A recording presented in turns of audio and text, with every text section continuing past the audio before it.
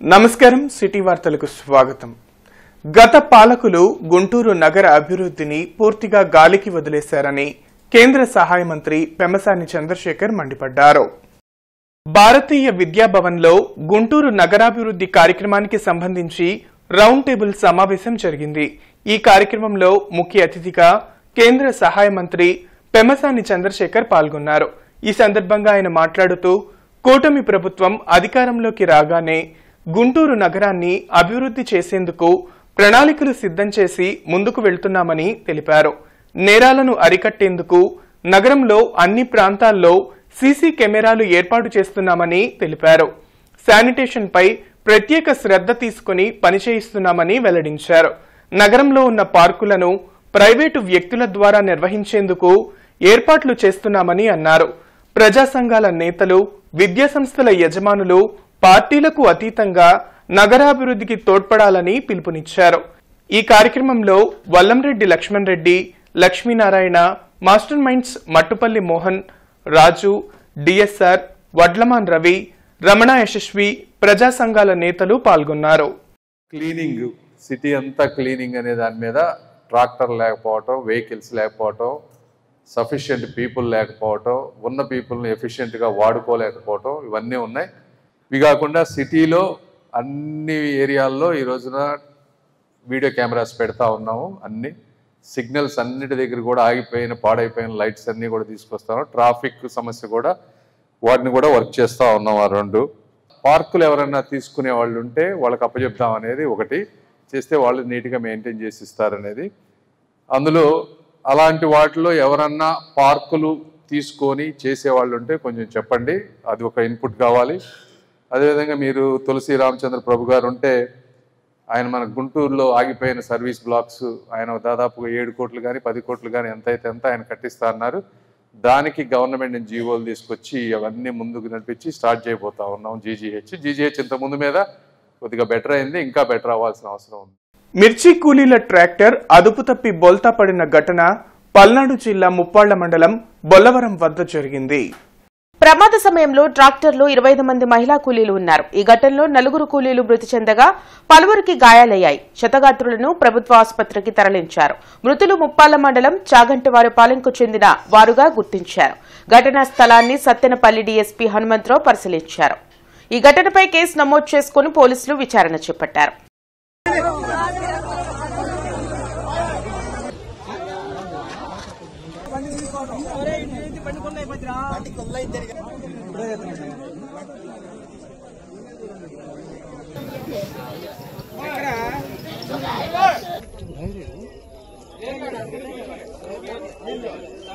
అవును సార్, ఇది డిగ్రేజ్ కాదు పైన సార్, అంతే సార్.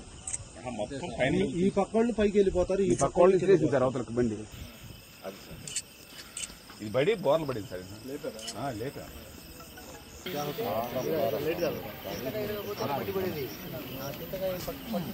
అరండల్పేటలోని శ్రీ గంగా మీనాక్షి సోమసుందర స్వామి వారి దేవాలయంలో 124వ వార్షిక బ్రహ్మోత్సవాలు జరుగుతున్నాయి. ప్రతిరోజు స్వామివారికి ప్రత్యేక పూజలు, హోమాలు దేవాలయ కమిటీ వారు ఘనంగా నిర్వహిస్తున్నారు. భక్తులు విశేషంగా పాల్గొని తీర్థ ప్రసాదాలు స్వీకరించారు.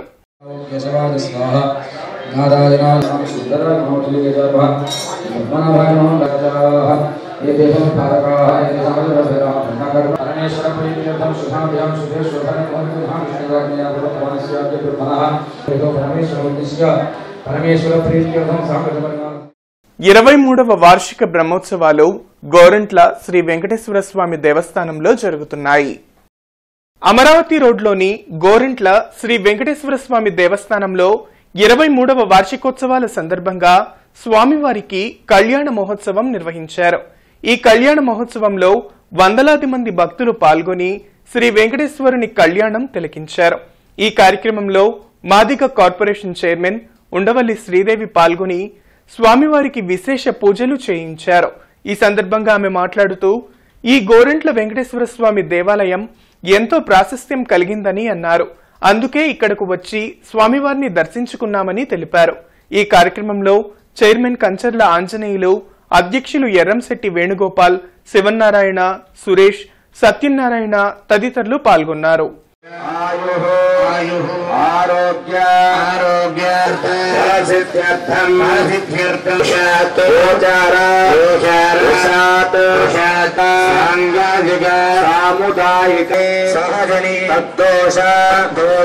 నవగ్రహ పరిపూర్ణ శ్రేణి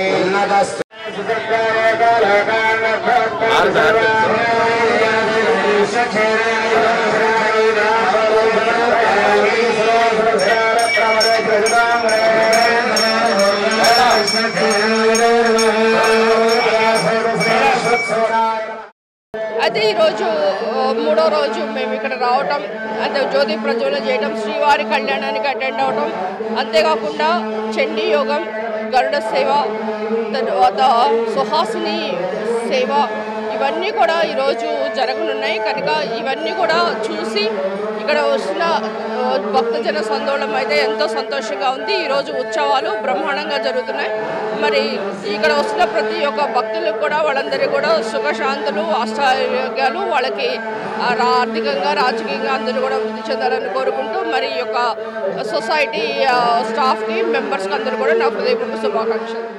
శ్రీ సిద్ధేశ్వరి పీఠపాలిత ఓంకార క్షేత్రంలో 91వ శ్రీ రామనామ సప్తాహ మహోత్సవములు 95వ సంఘ వార్షికోత్సవ కార్యక్రమాలు జరుగుతున్నాయి. బ్రాడీపేటలోని శ్రీ ఓంకార క్షేత్రంలో శ్రీ రామనామ సప్తాహ మహోత్సవాల్లో భాగంగా ఈరోజు ప్రసన్నాంజనేయ స్వామి కళ్యాణం, శ్రీ గోదాదేవి కళ్యాణం నిర్వహించామని ఆలయ అర్చకులు బుజ్జి తెలిపారు. రేపటి వరకు ఈ మహోత్సవాలు జరుగుతాయని, ప్రతి ఒక్కరూ ఓంకార క్షేత్రానికి వచ్చి స్వామివారిని దర్శించుకుని ఆయన కృపకు పాత్రులు కావాలని కోరారు.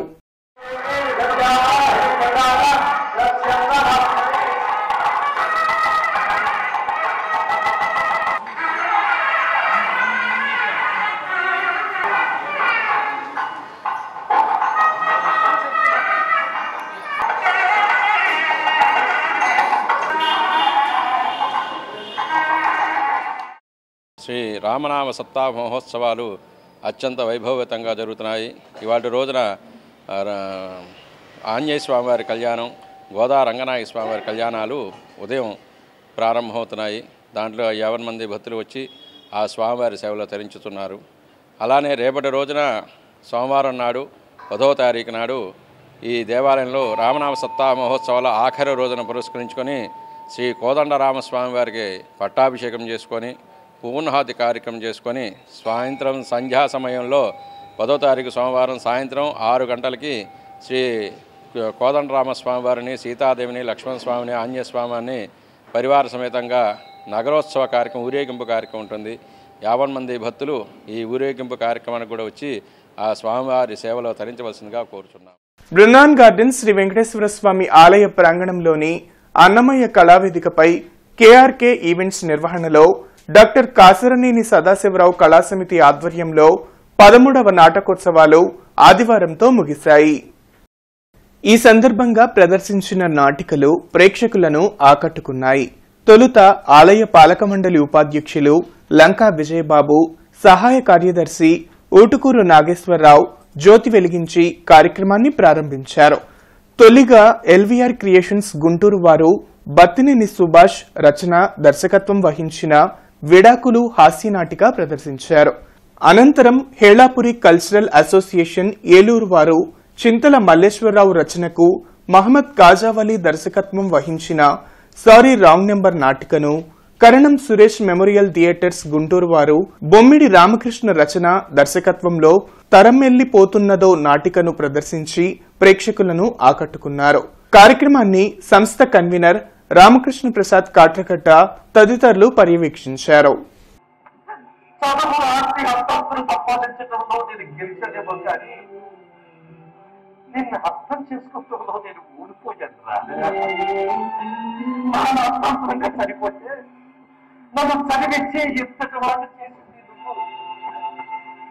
దేవుడు నాకిచ్చిన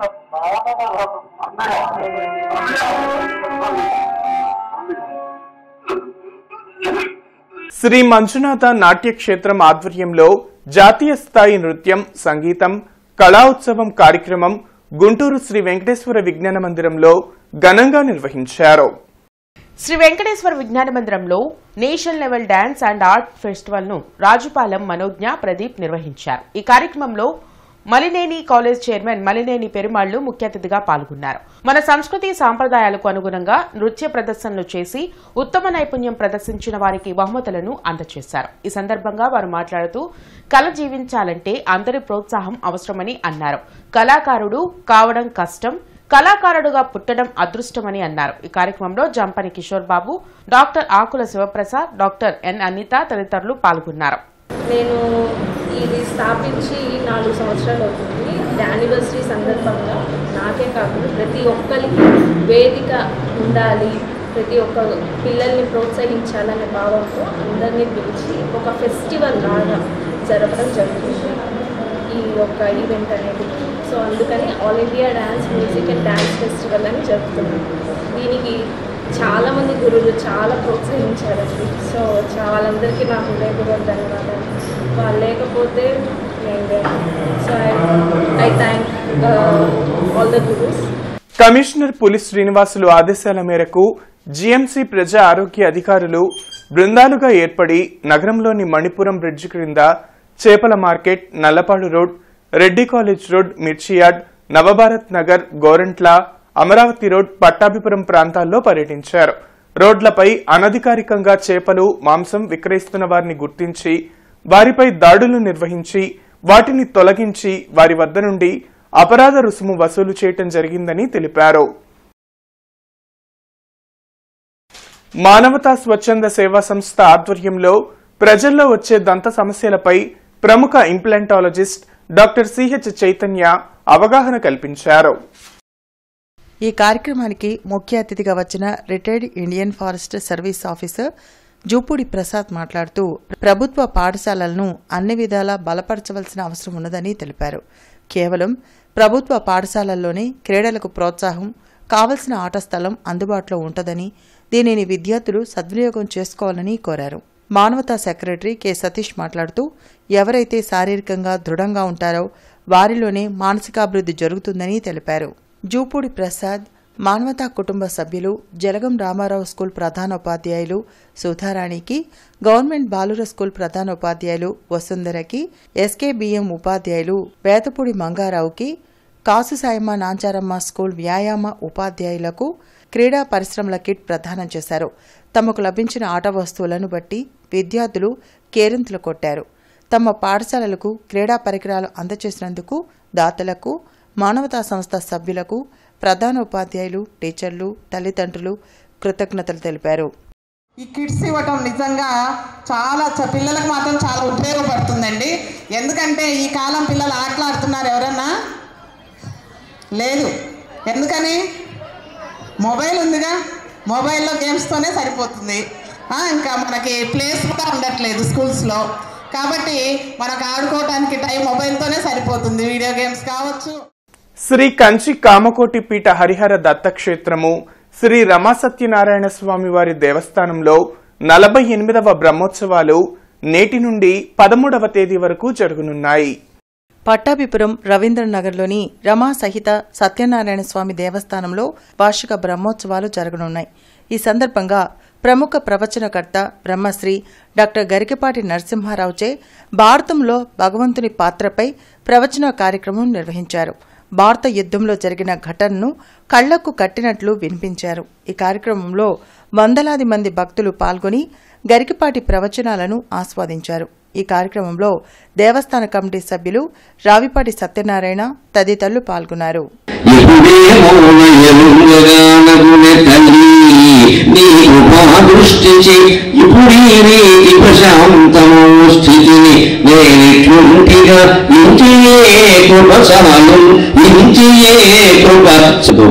తెలుగులోనూ తిరుపతి వెంకట కవులకు నమస్కారం చేయాలి.